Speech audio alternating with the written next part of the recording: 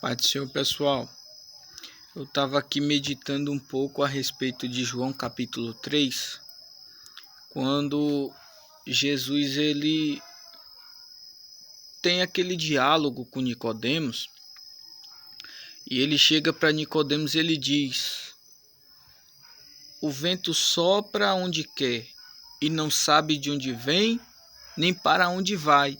Assim é todo aquele que é nascido do Espírito. Então, Jesus ele vai expressar uma verdade para Nicodemos que Nicodemos não entendia.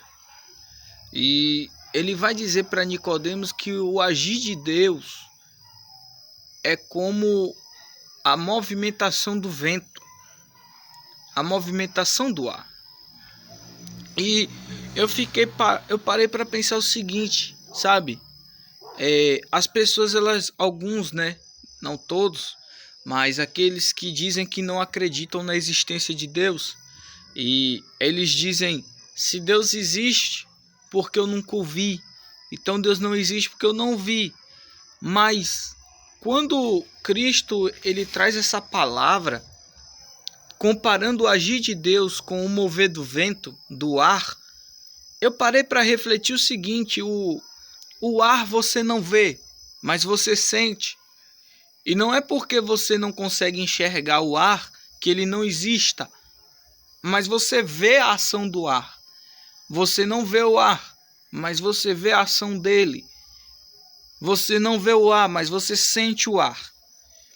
Então, de repente passa aquela brisa por você e você sente ela tocar em você. Então não é porque você não vê que o ar não exista. Então você sabe que o ar existe porque você sente o ar. Então você sabe que Deus existe porque você sente Deus. Porque você percebe a ação de Deus. Assim como o vento passa e balança as folhas da árvore, da mesma forma Deus vem e ele faz coisas na vida das pessoas. Então não é porque a pessoa não consegue ver Deus que isso vai fazer com que ele não exista. Ele é invisível aos nossos olhos, mas ele pode ser percebido nas coisas que ele faz e também no contato que os seus servos têm com ele. E referente ao contato do cristão com Deus, é uma coisa muito questionada. Os ateus eles costumam dizer assim: eu não posso basear o meu credo, a minha credibilidade em tal assunto, na experiência pessoal de alguém que eu não posso atestar que seja verídico. Mas há um equívoco. Se você entende um pouco de ciência, e olha que eu não entendo de ciência, mas nós cidadãos comuns, nós temos uma noção mínima de ciência. E você entende que nós vivemos um período onde estamos enfrentando o surto do Covid-19, o coronavírus. E o coronavírus, ele tem uns sintomas um pouco diferentes de outros vírus que nós conhecemos. Por exemplo, ele tira o olfato, ele tira o paladar. Então você não consegue sentir o cheiro das coisas e você não consegue sentir o gosto das coisas porque você está infectado por um vírus que inutiliza os seus sentidos naturais. E quando eu fiquei refletindo a respeito disso, eu pude entender que o pecado também ele é como um vírus, só que o vírus do corona é um vírus natural. Mas o vírus do pecado é um vírus espiritual. O vírus do corona atinge o teu corpo natural. O vírus do pecado atinge o teu corpo espiritual. O apóstolo Paulo já dizia isso. Ele dizia: ainda que o homem exterior se corrompa, o homem interior se renova a cada dia. Então Paulo revela uma verdade para nós, que existe um homem interior. Existe um homem exterior, que é o nosso corpo natural. Mas existe também um homem interior, que é a nossa alma. o nosso ser. E eu fiquei meditando nisso, então eu pude entender. Deus é como o vento. Você não enxerga o ar, mas você sabe que ele existe porque você percebe a sua ação. Então eu observo.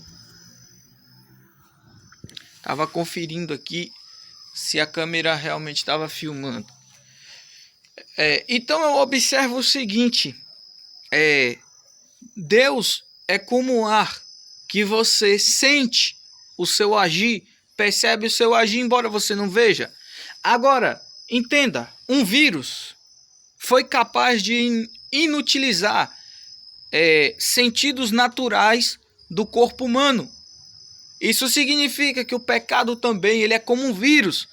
Observe que a Bíblia diz que a mão de Deus não está encolhida para que não possa salvar, e nem o seu ouvido agravado para que não nos ouça. Mas o pecado do ser humano faz divisão entre nós e nosso Deus. E quando eu medito nessa palavra, eu entendo o seguinte: o pecado é como o coronavírus. O pecado te impede de sentir Deus. O Covid te impede de sentir o gosto das coisas. O Covid te impede de sentir o cheiro das coisas. O pecado te impede de sentir Deus.